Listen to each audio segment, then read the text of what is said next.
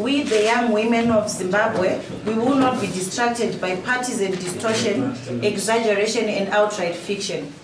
We note with concern the political spin of a hyperbolic statement made by President Nelson Chamisa at a UK rally by political malcontents who wish to abuse public sentiment for selfish end for their political expedience. We wish to clarify to the public that the President Nelson Chamisa's statement was taken literally when it was intended to be hyperbole. In a very clear statement, President Chamisa said that if the impossible situation of Mnangagwa getting 5% in a free and fair election happens, he will also do the unthinkable of marrying off his sister.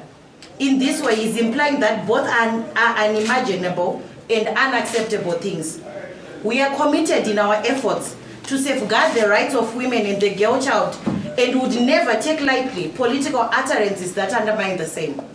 However, in this case, it is clear that President Chamisa views the issue of marrying off his sister as impossible, archaic and unthinkable, in the same way that it is impossible and unthinkable for one Emmerson Mnangagwa, a man associated with dark episodes of our history such as Gukura Hundi and the 2000 terror campaign instances where women were raped, maimed and killed, to garner 5% of the vote in a free and fair election. There has been several violations of women's rights by ZANU-PF, including a gender-biased cabinet that is clearly anti-women. The state is heavily militarized after the illegal takeover, and there has been the remasculinization of the political space as a result of the coup, yet many have elected to remain silent. The biggest scandal and treachery is the outcome of the ZANU-PF primaries, where out of 210 approved candidates for the House of Assembly, only 19 women, 11%, made it as parliamentary candidates. Yet this naked and shameless patriarchy in ZANU-PF escapes the critical eye of those condemning Chamisa's statement. It is regrettable to note how some politicians have shamelessly forfeited the high moral ground of simple, unadorned accuracy to distort and exaggerate President Chamisa's statement while ignoring real issues. The real danger to our society is the corrupt and incompetent system which has facilitated thousands of child marriages and child prostitution due to poverty. A corrupt ruling party who recently launched a manifesto premised on a questionable economic paradigm and outrageous over-ambition goals. As young women who have suffered in extreme poverty and deprivation under a ZANU-PF government, we will not be distracted by sensationalization and misinformation. Our focus remains to reclaim our hope and dignity by mobilizing each vote in our numbers and to make sure President Chamisa wins resoundingly in the coming election. We are confident that under a Nelson Chamisa government, our needs such as jobs, better maternal health care, free education for girls, political inclusion and recognition of poverty shall be met. Thank you very much. Thank you so much, Cecilia, for reading the statements. I am only chairing.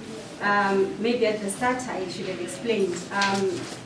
Hashtag Young Women for Chamisa is not a reactionary group to only this incident, but it is a movement of young women across the country who are believing in the vision and the leadership of Nelson Chamisa. What we are doing is that we are mobilizing young women from the busy streets of Harare, busy streets of Bulawayo, right to the last hut in the rural areas, to say go out in your numbers and let's vote for Nelson Chamisa, because he has continued to speak strongly and passionately about the issues of young women. I remember recently at Harare Hospital, at a maternity ward, he spoke about maternal health. He promised that as soon as he becomes the president, as soon as he assumes power, he will take issues of maternal mortality rate serious. He will reduce maternal mortality rate from the 600 per 100,000 deaths that is currently happening to a lower a number. And he has spoken passionately about education, about free education for girls, about access to higher education for girls. He has spoken passionately about growing the economy in a pro-poor way, where young women, vendors, those who are unemployed will also be able to benefit. So for us, Nelson Chamisa represents exactly what we want as young women. And what we are entering into as young women for Chamisa is a social contract with Nelson Chamisa to say we'll give him our vote, and he in turn will fulfill his election promises. And we are worried by the way that politicians continue to spin, simple messages, simple statements. A hyperbole like the one that President Chamisa used is simply to emphasize the impossibility of Emerson Mnangagwa ever garnering just 5% in a free and fair election. And he classified and clarified and categorized that in a free and fair election, Emerson Mnangagwa will not be able to get 5% of the vote. So we just want to put a full stop to this sensationalization of non-issues and focus on real issues. What are the election issues for us as young women, and who has been speaking passionately on those election issues, on the candidates? And for us, it has been Nelson Chamisa, and today we just want to make it clear that we support Nelson Chamisa and we stand by him, and we know that his statement, in as much as it has been taken by some people as pinned so that they can abuse public sentiment, we know that it was not meant in the way that it is being put, and we are urging other women to please not allow political people and political actors with interest to abuse their emotions and to sensationalize issues and distract them from the actual goal of getting into the election, voting for a candidate who will deliver on our issues as women. So I think at this point we will take questions, comments, clarifications as we go forward. Yes, Comrade Carlos, in the next slide. Thank you very much for a well-researched and clear revolutionary press conference that you have articulated on the banner that President Chamisa gave. But my question is, as young revolutionary women, what is your comment? I hear there are a few classical academic dwarfs that gathered somewhere in some hotel under the sponsorship of the June. What is your comment on those few women in terms of their infinite wisdom or lack of it thereof on the comment? Okay, I'll take a second person then from slide and then tell everything. You have mentioned reckless statements being sensationalized. Is it not time that President Chamisa puts his house in order and avoid reckless statements so that you avoid this scenario that we are facing today that has brought you in this house today together with us to clarify certain issues which could have been avoided if he had also avoided reckless statements? Okay, thank you. Noted, Lieutenant. Generally during electoral periods, voters analyze what candidates say, and in this instance we have described the statement as being taken out of context. But in your opinion as young women, does it still not objectify women for a whole president to then say that I'll give you my 18-year-old, whether it was politicking, whether it was what? But is that right for a presidential candidate, someone that you as young women are investing your lives into, to even utter those words, whether he's joking or not? Okay, so we'll take the first three and then I'll take another round. I just want to answer to the question that Rutten asked. In fact, to us it was not a joke.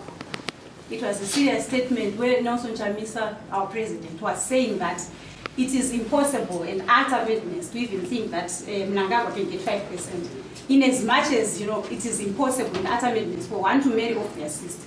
That is how the statement should have been taken, and that is what he said. Because soon after the statement, he said, because it is impossible for me to marry off my sister. But some people just took a section of what he said, went with it to the media, sensationalized it. I think it is those people who are being irresponsible with what is being said by politicians, just to use those statements and to distract us from the real issues. Comrade Ostalos, you speak to the small group of women who gathered yesterday. I was shocked because in my very short life where I've been engaged, my adult life where I've been engaged with women's rights and women's issues. In 2008, when women were maimed, raped, killed, some children were left without parents, when our government failed to respond to socio-economic issues leading to the orphans, to children being orphaned due to HIV and other issues. When I was at the university, when I saw young women getting into prostitution, not by choice, but because they needed to have accommodation to be able to pay their school fees and everything. These very women you're talking about were nowhere to be seen. They only appeared from nowhere yesterday, starting to want to act like they have an interest in women's issues. So for me, this selective safeguarding of women's issues, which is to a political end, must stop. We must remind these women that we know we have students here. Who are part of our we have students here from Zimbabwe National Students Union who are part of the Nelson Young Women for Nelson Chamisa movement. We know that when we were in Zinasu, even when they are in Zinasu, they continued to receive complaints from young women as young as 17 and 18 who is being made to give sexual favors to people who worked in the presidential scholarship office for them to be able to go to earn the scholarship. These women are aware of these things. They've never spoken about these issues. The only issue we've seen or we have had them speaking about is what's the hyperbole that was made by Nelson Chamisa in the UK. We understand it is the CDCs, it is politics, but I think that people need to be responsible in the way they tackle issues. These are serious issues for some of us. We do not sleep organizing, we do not sleep pushing so that we improve the social status, the political status, and the economic status of women. And so for some people to think that this is just an election, and political gimmick where they can just come and try and spin issues is quite unfortunate and regrettable. So I would like to urge other women that if they are serious about safeguarding the issues of young women, they must start with the real issues that we've seen every day. They must start with the state of young women right now is jobless people because of a non-performing economy. They must start with those issues. Let's talk about the rape, the politically motivated violence, and how it has affected women over the years. These are serious issues, and they do not talk and they do not speak to those issues. The only issue we've had them speaking about, it was my first time to see them. We go to forums where women come from different political parties, including ZANU-PF. Women converge, we talk about our issues, we talk about what is happening in the communities we are living in. These women, I only saw them yesterday. They just came, they spoke about this statement, unashamedly tried to misquote, change, and even distort what President Nelson Chamisa had said. It was quite unfortunate. I felt very uncomfortable with that kind of politics where people want to put to the fore things that are not important or want to make issues out of statements that were never meant to mean what they are now saying they're meant to mean. Then maybe someone else can take the table on reckless statements. Or maybe I can quickly say, for me, I've been listening to the presidential candidate, Mnangagwa, and presidential candidate, Nelson Chamisa, mostly. And, over time, I've noticed that, Mnangagwa's statements are just, they are crafted by someone else. It's not him speaking, it is George Charamba. Because Charamba writes the statement very carefully, researches on it, and then just gives him. He does not have to make a mistake, so we do not know who the Mnangagwa looks like. For Nelson Chamisa, he's giving you who he is. Okay, so sometimes he can, I cannot speak on his behalf to say maybe he made a reckless statement, because for me it's not a reckless statement. This was a hyperbole and it just was being spinned. But half the time, if a candidate is to come, I remember when Barack Obama was running for presidency, Barack Obama gave America the real Barack Obama. He spoke from the heart. He sold his vision from the heart. It was not scripted. It was not pretentious. We must be wary of scripted, pretentious speeches that come with candidates who want to cover their flaws. So for me, I am supporting Nelson Chamisa, but I am not really his. I'm not in his team to then respond in an authoritative manner on why he makes the statements you are referring to. But if it is the UK statement that has made us gather here today, for us it was not a reckless statement, but it is very unfortunate that people in different spaces are manipulating that statement. You have said it's impossible. You have said it's impossible for him to marry his own sister. But my colleagues here, some of them have reported of cases in Zimbabwe where incest has been found in certain areas geographically in Zimbabwe. And for you to say it's impossible, I don't think it's true, because it exists in some families as we speak. And you women have also been advocating for women, for children who have been raped by their own relatives. So this statement is aligned to, that's why I'm calling it a reckless statement, because it is being aligned to what is happening in the country. That's my question. That's why I'm calling it a reckless statement. And what do you say as activists who are supporting women?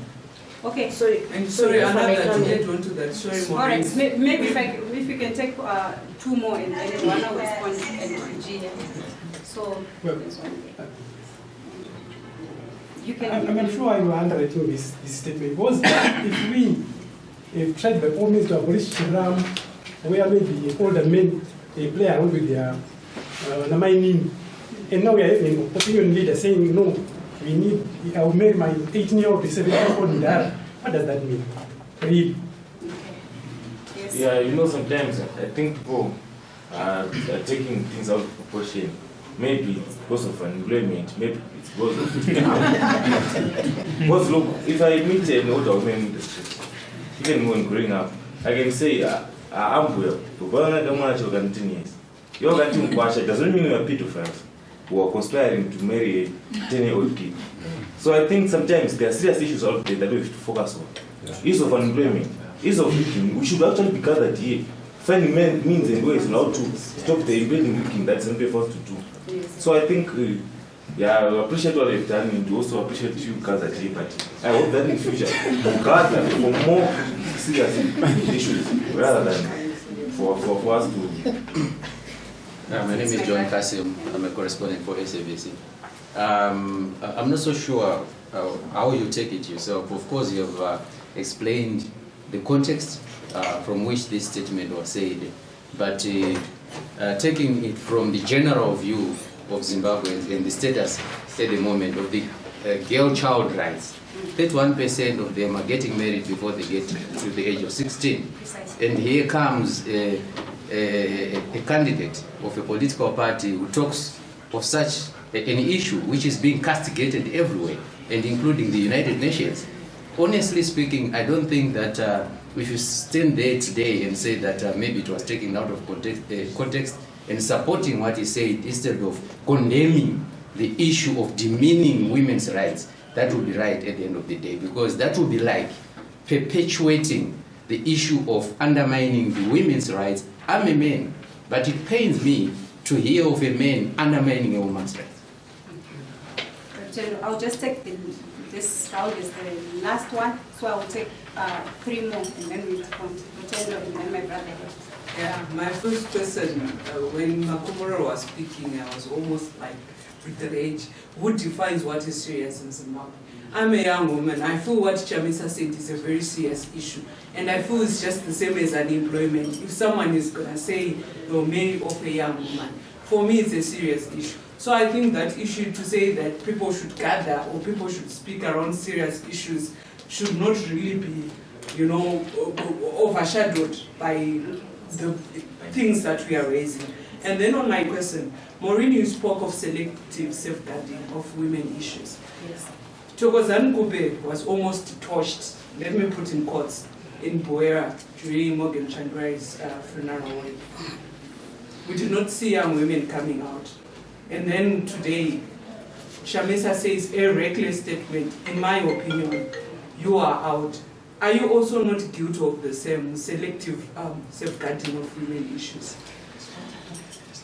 Yes, my brother. And then my question is, I was listening as my brother Ostalos was speaking. Are you not afraid that you also be classified under the same umbrella as the, what did you call those girls who gathered at that hotel? Are you not afraid you'll also be classified as those girls who just came to support Chamisa at a time of need? And okay, that's the question. Okay. Any more questions before we take this round? I'm the director of... Oh, okay, because I said it's the last round unless... Okay. Yes. Are you not doing more harm than good? Okay. Slide, the last one. MDC supporters are voting for an MDC alliance. And within the alliance leadership, we have not seen women. And where are you? Okay. Thank you for the questions. Joanna, you taking it? Okay. So I will start with the selective safeguarding of women's rights from Britain. maybe I should explain that this movement, Young Women for Chamisa, is in its infancy. So at that time, it was not there. But us as individuals, the people who are here representing the movement today, can attest to the fact that we spoke strongly against violence. Whether we did not know the source of the violence because we are not part of the MDC, we spoke against the violence. And President Chamisa at that time put together a team to investigate on that violence and to act on the violence that had happened in Buera. I personally come from #SheVotes2018, which is a movement that has been, also answering to your question, a movement that has been mobilizing young women since the start of last year, 2017, up to now, to register to vote, to run for election and to vote on the actual voting day. So I am not a fly-by-night, as it were. And if you look at people who are here as well, we have the Zimbabwe National Students Union represented. We have young women from the MDC Alliance also represented. These are young women coming from spaces where they already lead movements. Unlike what Comrade Ostalos is talking about, it's just a group of people, young women, who could not even identify who their constituency or their constituencies are. I'll tell you my constituencies with #SheVotes2018, that is the space I've been mobilizing and organizing from. And another one will tell you I'm from Zimbabwe National Students Union, where we're organizing students in tertiary institutions. And the MDC Alliance, young women who are part of this movement are also here. So for me, I don't think we have started organizing ourselves simply because of this. I said at the start that we are not a reactive movement, but we are people who are coming from different movements, different spaces, and coming together to support a candidate whose vision and leadership we believe in, who has been speaking passionately to the issues of women, especially young women. And I gave a case in point of the Harare Hospital incident where he spoke passionately about the maternal mortality rate and how he will reduce it after he assumes office. I think we continuously speak to these issues every day. It's unfortunate that maybe you might have missed our statements as #SheVotes2018, as NASU, as young women in the Alliance, condemning violence of any form. We continue to do this, and we do not select where the violence is happening. Although we cannot come out, because I think at that time when the violence happened, people expected us to come out and be the judges to say, this violence was committed by so and so. We are not detectives, we cannot tell, so it's better the party handles its internal issues and its internal matters. But where young women's issues are concerned, and where the future of Zimbabwe is concerned, for us, and also in Chamisa, is a cut above the rest. And as young women, we are going to stand with him. Are you not doing more harm than good? I think that for the longest of time, we have allowed people to abuse women's emotions, to just misrepresent issues, distort issues, and sometimes it's outright fiction. Things are made up so that women are angry. We are told that there is no space at all in the alliance for women; they are excluded. And then you look at yourself, for those who are in the alliance. Virginia here, Cecilia, and others, they look at themselves in the mirror and ask, am I not a woman? But I'm trying to rise, I'm in the party, we're trying to fight from within. The issue of gender representation is an issue that we've been fighting for years and years. Even in America, they have not achieved 50-50. We continue to strive, we continue to fight. There is no political space that is perfect. And for us, we have elected to do it from within the political parties. I respect my sisters who have decided to do it from another political space and organize themselves from there because they do not feel that they belong. But we feel we belong, and we feel we can change things from within, and we understand that we can increase the representation of women. And for us, we think that Nelson Chamisa has the answer to improve the social status of women. And then the other person was on alliance leadership. So if you understand the way the alliance leadership is put together, it is the presidents of the political parties that are signed to the alliance. So it is very difficult to say, if a president is already male and there was a Congress, we cannot change that. But however, we note with concern that most of the political parties in Zimbabwe are led by men. And this is something as a generation that we want to see changing. So for our generation, we understand, we are passionate about increasing women's participation in political recognition. And as we go forward, we believe that our fight who yield fruit, and you know we have a lot of young women who are already vying for political office, parliament, council, and when the opportunity comes for political parties and their congresses, we'll make sure that we continue to push for women's representation as we have always done. But for the principles of the alliance, it is just like when we went into the Government of National Unity. I think when the talks happened, the negotiators, all of them were men except one, Priscilla Msairam, which was the only female around the table. And this is something that people will continue to speak about, but it is about the nature and the structure of the alliance. However, I think if you go into these political parties, you'll find very vocal, very strong feminist voices. For example, in the MDCT, you have Tabitha Kumalo, Borinam Pariwa. These are veteran trade unionists with a history of fighting, for democratization, for the freedoms of the people of this country. And what I found unfortunate is that women who have worked with these political parties and not found any problem, when they break rank with these political parties, they then start labeling those who choose to continue fighting from within as sellouts. They start to label you as people who do not want to work with other women. But what we are saying is that as a woman, I am fighting for the right to have choice, to have agency. And right now, if I have choice and I have agency, we are fighting to get to a point where I must be able to vote for a candidate, whether they are male or female, because of their capacity and because of their commitment to deliver what I feel will improve my life at a personal level and even at a community level. It must not be about gender. It's not about being a woman. It's about gender, but it's not only about gender. We should get to that point where I go to a ballot and I pick one candidate because of their capacity, and I'm not labeled a sellout because I picked a man over a woman, or you as a gentleman, you pick a lady and then you're not labeled a sellout by the men because you've not voted for one of your gender. The anatomy must not be the sole basis on which we transform our society. Then it's not sustainable. Anatomy is not sustainable. Let's talk capacity. Let's talk about deliverables. What is it that the candidate has to offer? To those that were hurt by that statement, would it not be wise enough for the aspiring president to go to State House to apologize to those who were hurt by that statement, irrespective of its correctness, in your own understanding? Okay, fine. I'll take that. Actually, I think that has to come from you personally. We are not here to speak on his behalf, but we are just here to speak on what we understand about that statement. We also have so many things that the current president of the country has done to the masses of the people that he has not apologized for.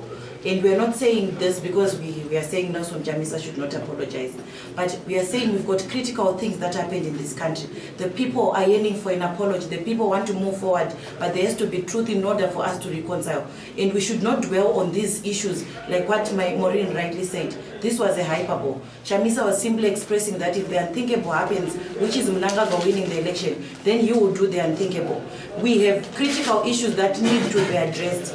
As young women, we have issues that we have, and we feel Nelson Chamisa has prioritized these issues ahead of him being the president of this country. And we cannot just crucify Nelson Chamisa, yet we've got a whole president of the country at the moment who has not apologized for Kukura Hundu, who has not apologized for a lot of things that happened in this country. We need to concentrate on issues. As the young women, what we are saying as we are gathered here, we want a president who will address our issues. We want a president who is us at heart, and it's Nelson Chamisa. We're not selling anything here. We are not selling our birthright, like I had another comment come out from the crowd. We are here just to say, let's not be diverted by people who want to just rise up to advance their political careers. Let's focus on the issues and who has them at heart. Do you think they need counseling? I wouldn't know, but it's up to them if they do need counseling. Okay, so unless there's a burning question. When was the movement formed, the young women for Chamisa? You say it's in its infancy. Yes. As soon as President Chamisa became clear about his ambition to run for president. Specifically on your part? You mean the actual date? I cannot give you an actual date because this is an organic movement. It is just people coming together, and then we realize after a week or two that this organic movement just keep this growing. We need to now start organizing and coordinating ourselves. But I can tell you that the moment President Nelson Chamisa became clear about his ambition to run for presidency, a lot of young women were listening to him, following him, being inspired by him, and said, this is it for us. Put our foot on this man. There's a social contract that he will also respond to our issues and meet our needs as soon as he sends it. What's your comment you made?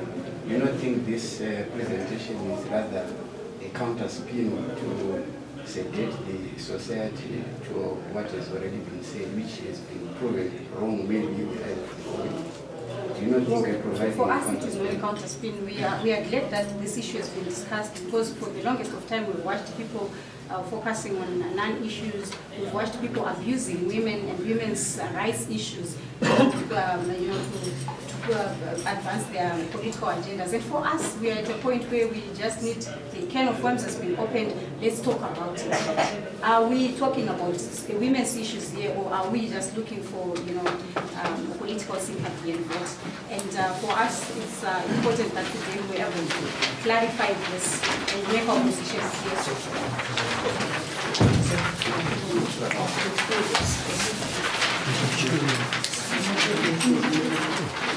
So there being no other persons, I think we will end at this point. Thank you very much for giving us your audience. I think we'll keep in touch with other